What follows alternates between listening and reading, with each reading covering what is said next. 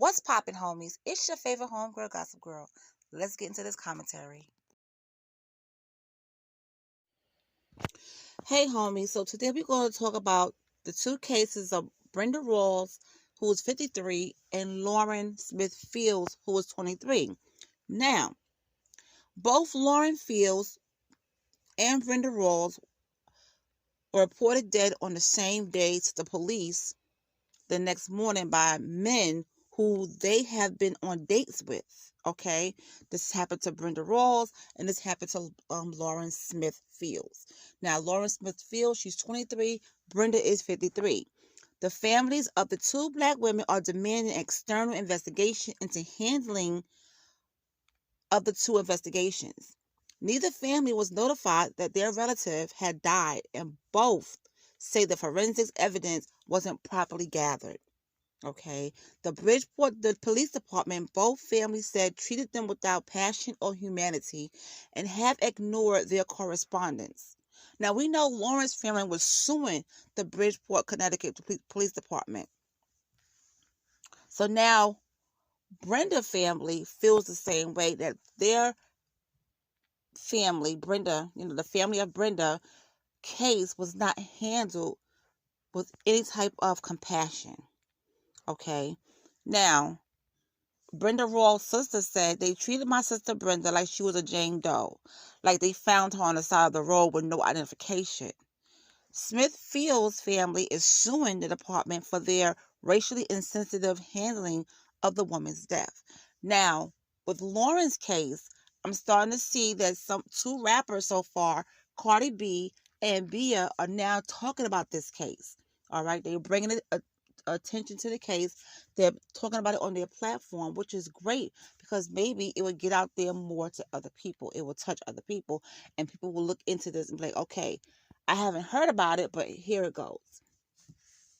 So it's great to see female rappers, and I wish other influencers will come out and talk about these cases as well. Not just Lauren's, but Brenda's as well.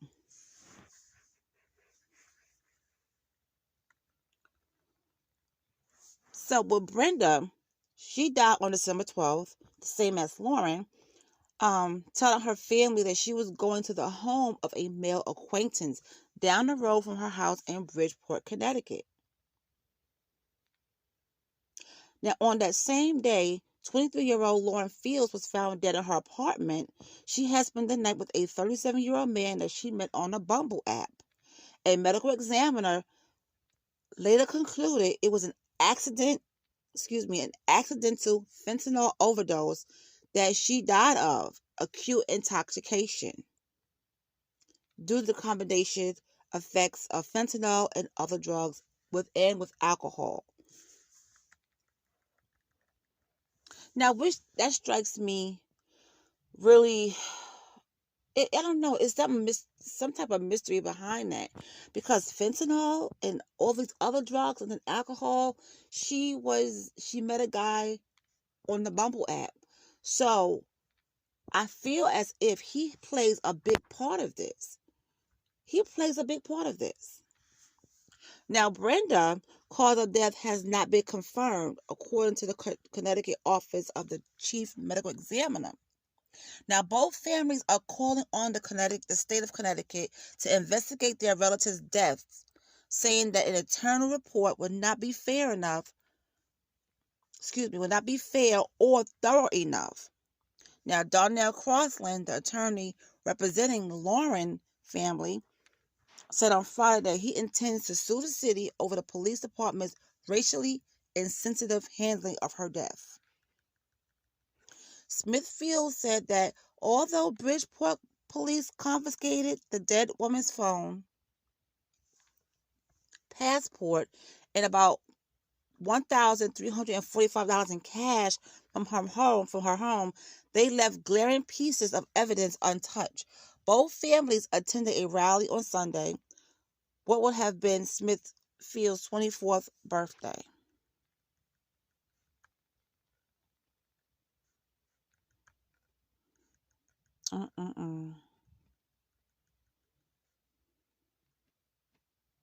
Both families are rallying together because Brenda's family is supporting Brenda. Lauren's family is supporting Lauren. And I think that both families are supporting each other because both victims died on the same day, you know, after being with male acquaintances. Okay, we don't know what was in Brenda's autopsy report, but they saying for Lauren, she died of acute intoxication, fentanyl overdose, and all that other stuff with alcohol. It just seems like maybe somebody gave her that stuff. But it's ironic that in these cases, it has to do with men. They both were with men. So could it be the same guy or two different males? You know, Brenda was visiting someone that she knew or she met, and Lauren was dating someone. She met up with a guy from a dating app called Bumble. Now, what I don't like is, people, we all have our opinions about different things. But come on, to say that, that's what she get for swirling. I have seen videos that people have made about Lauren, and it is downright disgusting. It is just downright disgusting. I don't judge anybody. People are free to date who they want to date, okay? But I bet you if Lauren had hooked up with a black guy from that Bumble app, oh, he would have been held in custody. Okay? He would have been held in custody.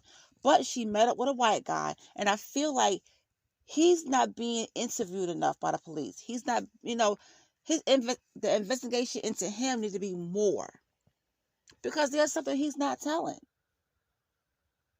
And the same for Brenda. Now, we don't know who, for what I know, that we don't know who she was dating or who she went to meet, but she was going to a male acquaintance home. Okay? And they happened, both of their cases happened on December 12th.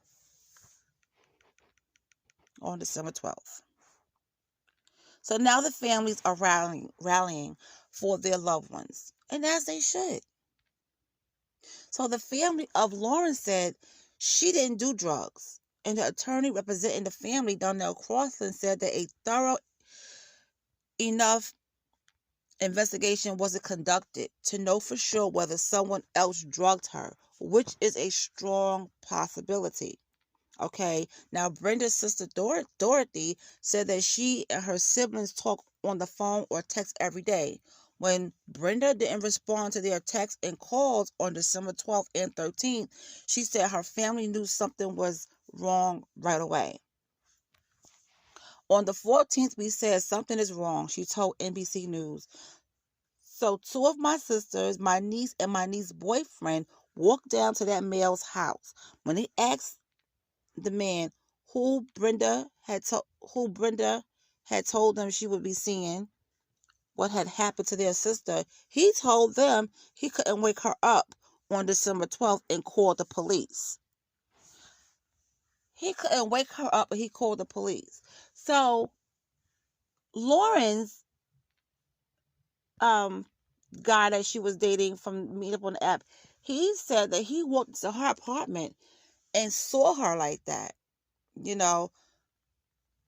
Something is terribly wrong here. Something is not right.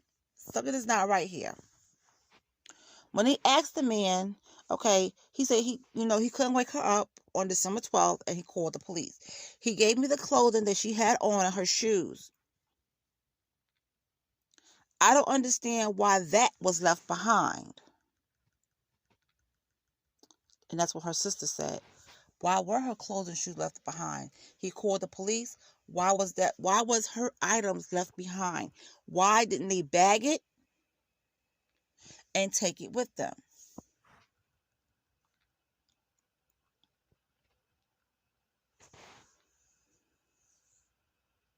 Something is just not right here. Now, Brenda's sister told the outlet that nobody ever notified us that she had died, and that after they found out on their own, they needed to do that they needed to do their own investigation and find out where she was. Now, one of the sisters called a funeral home to ask if her body was there, but it wasn't. A director at the funeral home advised the family to call the state medical examiner's office where they found her body. So you mean to tell me this man, she was at this man's house, her clothes and shoes were left behind, he couldn't wake her up, he called the police, okay? She had to have some type of identification on her. So the police took her to the medical examiner's office where she was. No family was notified. No one reached out to her family and said anything.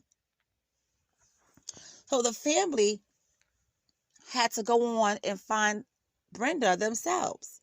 And I'm glad Brenda told where she was going, because that's where they would have known. They would have known to go to the guy's house if Brenda didn't tell them. So I'm glad she did tell them, hey, I'm at this guy's house, and whatever the case may be. And when they couldn't get in contact with her, they went over there, and as they should. And that's when the guy told them, I couldn't wake her up on December 12th. He couldn't wake her up. He called the police. The police came. But why did the police leave her clothes and shoes behind? That's something that you would have took with you, put it in the bag, try to reach out to her family to tell them, hey, we have someone that you may know here. But they found the body themselves at the medical examiner's office. The next time we saw our sister, she was in a funeral home, Washington said. They never took an opportunity to look for the next of kin. The family sent 4 letters, okay, of their complaints to the Bridgeport mayor, Joseph Ganem, and police chief Rebecca Garcia. Neither party has responded. In the letters, Martin writes that she spoke to a Bridgeport Police Department sergeant multiple times, and that he said he was unsure whether police searched Rawls' apartment or the residence she was found, saying that it wasn't written in a police report and they had dropped the ball on the investigation, which they did. So to me, it seems that if they did not even investigate this guy at the house that she was with, they didn't even investigate him. There's no reports of that. She was given the name of a detective to contact who said who she said has yet to respond to 4 or 5 messages that she's left. They treated my sister Brenda like she was a Jane Doe. Like they found her on the side of the road with no ID. They have no respect. I do think the Bridgeport Police Department needs to be investigated. They really do. Because to me, it seems like their work is very sloppy. Okay, the investigation is very sloppy. Lauren's family is also frustrated with the police on how they are handling the case. Okay, alleging the detective told them to stop contacting him and was uninterested in pursuing Lauren's date as a suspect, whom they describe as an older white male. When I asked the officer about the guy, he said he was very nice. He was a very nice guy, and they weren't looking into him anymore. It was almost like he was sticking up for him, and it seemed weird to hear that from the detective. And that was said by her brother, Lakeem Jeter. He told me directly on the phone to stop calling him and hung up in my face. It was just like total disrespect. Like, that's what you tell a family that's going through grief and trying to find answers? Now, the 37-year-old man, Matthew LaFontaine or LaFountain, told police that he awoke to find Smith unresponsive with a nosebleed. Now, Matthew has remained mum since Lauren Smith died more than 6 weeks ago, but his lawyer, Peter, offered brief remarks a day after the Bridgeport Police Department launched a criminal investigation into her death. So, some reports were saying how He found her that way. He went to her apartment. He found her that way. And then now he's saying that he awoke to find Lauren unresponsive with a nosebleed. So, did he give her the drugs? Did he bring the drugs over there? Why isn't he being looked into it any further? Why isn't he being investigated? Because clearly something is not right here.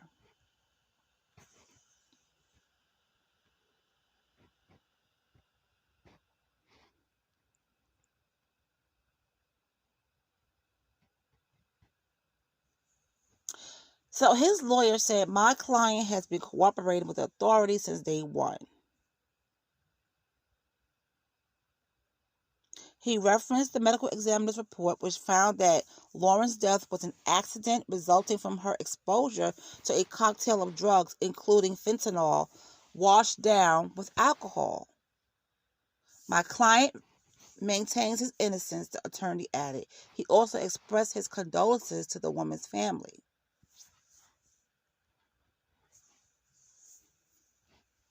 Now, Smithfield's brother, Lakeem, told Rolling Stone that the family found a used condom in the trash, lubricant, bloody sheets on her bed, and an unidentified pill in the unit. See, but how is it that the police left all this stuff around?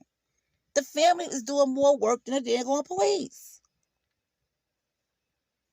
So, Lakeem, who is Lauren's brother, the family found used condom in the trash, lubricant, bloody sheets on her bed, and an unidentified pill also in her unit. The first night we saw cups there, flipped plates, and the lube. The cops didn't take any other cups to test the liquor, said Lakeem. There was a big stain of blood in the middle of her bed, with streaks going to the right side.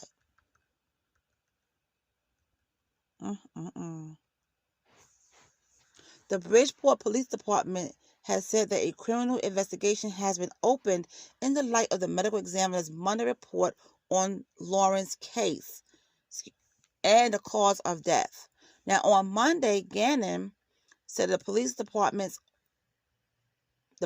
of Internal Affairs will investigate whether her death was properly handled. But about time,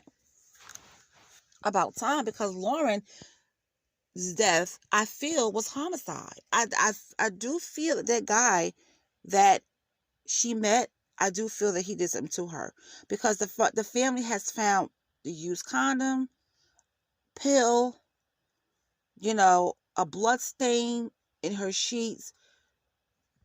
Come on now. Come on. Now, Maria Pereira is a Democratic Bridgeport City Council member whose district includes the residents of both deceased women, said that she didn't know that both women died on the same day, and both of their cases were handled by the same police precinct until the day of the rally. That's when she found out all of this. Maria said she told NBC News that there were an awful lot of similarities between the two cases, although she did not suggest that the two deaths were related. But both were Black women, okay, she noted, and died at unexpectedly young ages. Both were on dates with men who told police that they found the women dead in the morning when they woke up. And neither woman's parents were notified of their death by the police. Neither crime scene was properly secured and processed for forensic evidence, and both families said that the Bridgeport Police Department treated them without compassion. So now what I see here is a pattern with the Bridgeport Police Department, she said, and I agree. They have a pattern. They have a pattern, and they don't treat these cases with respect, okay? Two women, two cases that are similar, two men, or was it the same guy, okay? But they didn't say that. But I'm just saying, two cases that are very similar, both involving men. Now, they didn't say that Brenda met her guy on a dating app, but Lauren did. Okay? 37 years old.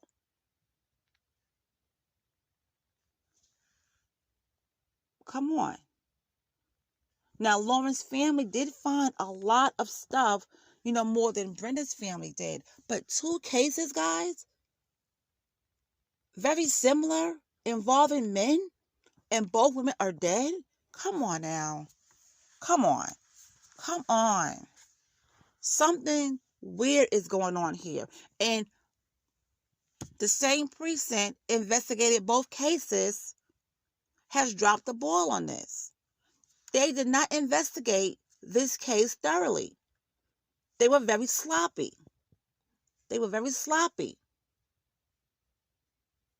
And it was not handled with respect. So I think they need to clean up Bridgeport Police Department. Find out what's going on. Yes, they need to be investigated thoroughly. They need a whole precinct investigation. And I'm glad the internal affairs are now in the mix of all of this. But I wish people would speak more about these cases. Like I said before, Cardi B spoke about Lauren's case, and so did Bia. Now, I wish more influencers would talk about this more so it can get out there more. My condolences to both families, Brenda's and Lauren's. It's a shame.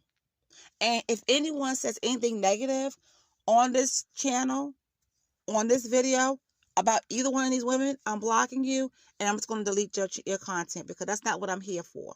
I'm not here for the negativity. I'm trying to get this out there and get this pushed so that it can get investigated, so that these women can have a voice. I'm not here for the negativity. So if you don't have nothing to say or anything that could add to this investigation, don't say anything at all.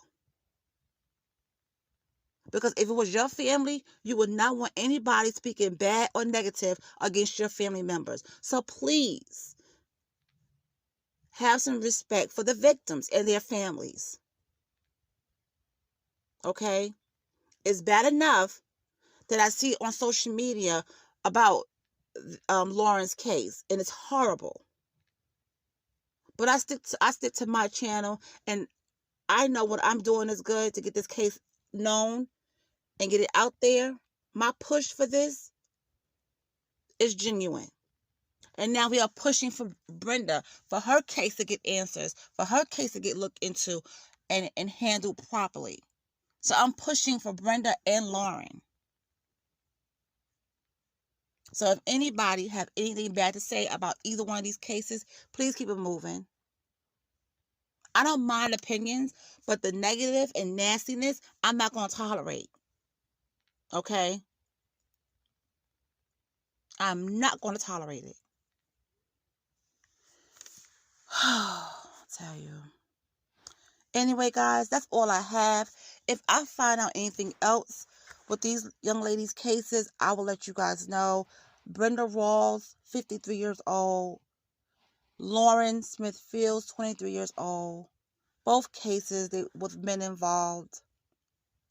Both men saying that they woke up to find the victims unresponsive. There's a pattern here. There is a pattern here. And I agree with Maria Pereira. There is a pattern. All right, you guys. I'll talk to you later.